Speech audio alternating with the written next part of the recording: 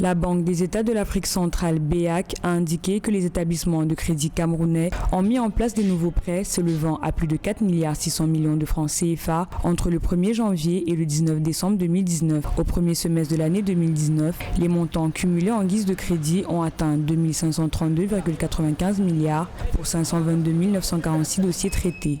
Il y a une augmentation en nombre du nombre des PME, mais la qualité de la PME est décroissante. C'est-à-dire, de plus en plus, on crée des PME moribondes. Il y a aussi une baisse de la capacité des PME à rencontrer les critères classiques d'accès au crédit. Si le taux de crédit accordé par les banques camerounaises a baissé au second semestre de l'année 2019, les taux débiteurs, quant à eux, ont augmenté de 26 points de base. Toutefois, les taux pratiqués par les banques camerounaises demeurent plus faibles que ceux des établissements financiers, chiffrés en moyenne à 18,95% au cours de la même période. L'offre du taux de rémunération des crédits qui a baissé au niveau des banques et a augmenté auprès des établissements financiers, c'est d'abord une opération de charme.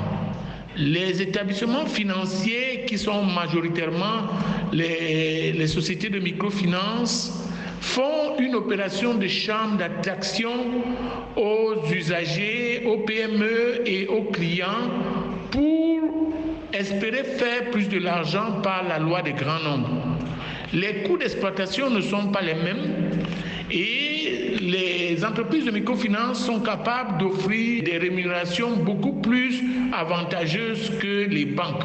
Selon les experts, l'analyse de l'architecture financière camerounaise montre que la structure de l'offre des services est incomplète. Afin d'atteindre l'émergence à laquelle il aspire, le Cameroun doit mettre en place une stratégie économique qui garantira son efficacité et sa sécurité financière.